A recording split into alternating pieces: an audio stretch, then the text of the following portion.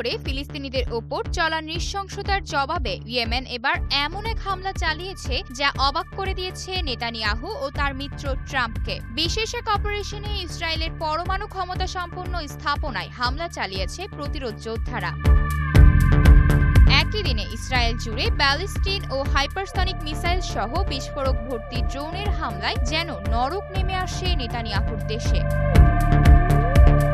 তবে সামরিক স্থাপনা ছাড়াও আসাদের পরমাণু সক্ষমতা বিশিষ্ট জেরিকো মিসাইল ভান্ডারে এমন হামলায় রীতিমতো ভীত নেতানিয়াহু। প্রতিরোধ দলগুলোকে দমাতে গিয়ে এখন ধ্বংসের মুখে ইসরায়েল নিজেই। রবিবার ইসরায়েলে ব্যালিস্টিক ও হাইপারসনিক এক বিশেষ অপারেশন চালিয়েছে ইয়েমেনের প্রতিরোধ যোদ্ধারা।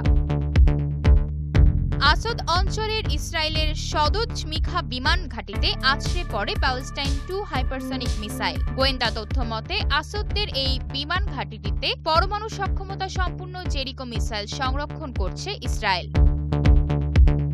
একই সময়ে বেন গুরিয়ন বিমানবন্দরে আঘাত হানে জুলফিকার ব্যালিস্টাইন মিসাইল। আশেকলনের সামরিক স্থাপনায় ইয়েমেনের ড্রোনের হামলায় ঘটে ভয়াবহ বিস্ফোরণ। একযোগে 3টি গুরুত্বপূর্ণ স্থাপনায় একসাথে এমন হামলায় এখন আতঙ্কে দিন পার করছে ইসরায়েলি বাহিনী। টানা কয়েক মাসের চেষ্টাতেও প্রতিরোধ দলগুলোর অস্ত্রাগারের কাছে পৌঁছাতে পারেনি ইসরায়েল ও তাদের মিত্র যুক্তরাষ্ট্র। কিন্তু ইয়েমেনের মিসাইল পৌঁছে গেছে নেতানিয়াহুর দেশের সর্বোচ্চ গুরুত্বপূর্ণ মিসাইল ভান্ডারে। ইয়েমেনের একের পর এক হামলায় এই দিন ইসরায়েল জুড়ে নামে আতঙ্ক ও ধ্বংস।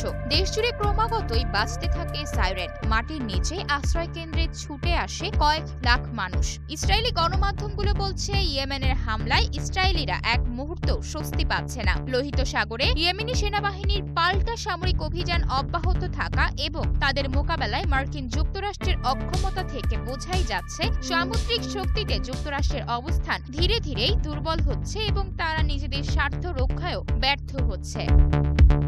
আয়শা অর্থী, নিউজ ডেস্ক, গ্লোবাল টেলিভিশন।